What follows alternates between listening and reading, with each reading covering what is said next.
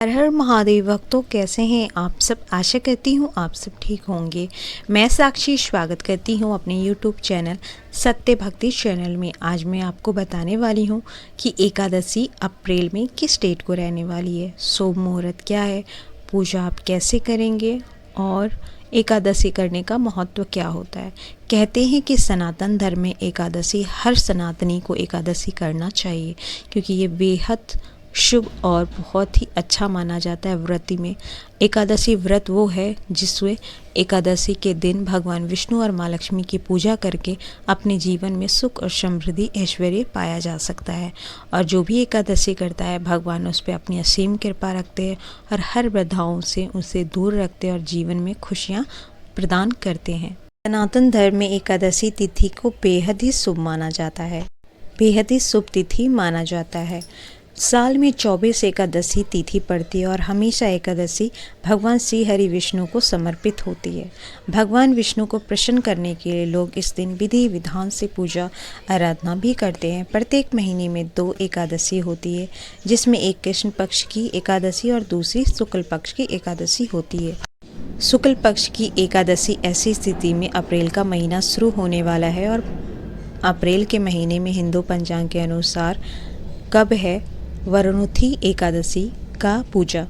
शुभ मुहूर्त बता दें कि प्रत्येक महीने के 2 एकादशी का पर्व मनाया जाता है। भगवान श्री हरि विष्णु जी को हर एकादशी समर्पित होती है, लेकिन हर एकादशी की अपनी अलग मान्यता है। हिंदू पंचांग के अनुसार बैसाख माह के कृष्ण पक्ष की एकादशी तिथि को वरुणोथी एकादशी के नाम से जाना जाता है। एकादशी पड़ रही है।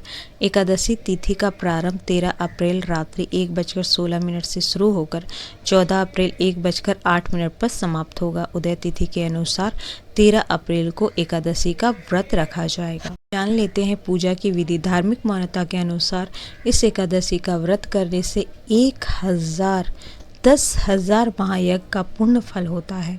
एकादशी तिथि के दिन विधि विधान से पूर्वक भगवान विष्णु और माता लक्ष्मी की पूजा आराधना करने से भगवती लक्ष्मी भी प्रसन्न होती है और पितरों की शांति के लिए भी यह एकादशी ब्रह्म अस्त्र साबित होता है। इस दिन प्रातः ब्रह्म मुहूर्त में उठकर सूर्योदय से पहले स्नान करना चाहिए। पीले अथवा श्वेत वस्त्र धारण करना चाहिए। एक चौके पर भगवान विष्णु और माता लक्ष्मी की प्रतिमा को स्थापित करना चाहिए। फल फूल मिष्ठान अर्पित करना चाहिए। विधि पूर्वक पूजा आराधना करना चाहिए। विष्णु सहस्त्र नाम का पाठ करना चाहिए और स्वास्तिक भोजन ही ग्रहण करना चाहिए। इसके बाद स्नान ठीक बाद भगवान सूर्य नारायण को जल देना चाहिए। वो एकादशी के दिन क्या करना चाहिए। एकादशी के दिन सबसे पहले सुबह जल्दी उठकर स्नान करके विष्णु जी की पूजा करनी चाहिए। तुलसी दल अर्पित करे और निराजल व्रत या फलारी व्रत रखे। इस दिन अन्न चावल गेहूँ ना खाए, शांत रहे, भगवंत भजन करे और द्वादशी तिथि को सुबह उठकर प्राणायाम करे और व्रत खोले। यह दिन आत्मनियंत्रण, विष्णु भक्ति और दान पुण्य के लिए उत्तम है। आपको व्रत का संकल्प लेना चाहिए और तुलसी के पौधे में जल चढ़ाएं, घी का दीपक जलाएं और परिक्रमा करें, लेकिन तुलसी दल ना तोड़े। एक दिन पहले तोड़ ले तुलसी दल, क्योंकि एकादशी के दिन तुलसी के पत्ते नहीं तोड़े जाते। दान करने से अनंत पुण्य मिलता है। विशेषकर अन्न जल का दान करें। विष्णु सहस्त्रनाम पाठ, भगवत गीता पढ़ना या सुनना अत्यंत लाभदायी होता है। इस दिन ओम नमो भगवते वासुदेवाय मंत्र का जाप करें। मन को शांत रखें, मानसिक या शारीरिक रूप से सात्विक बने रहें।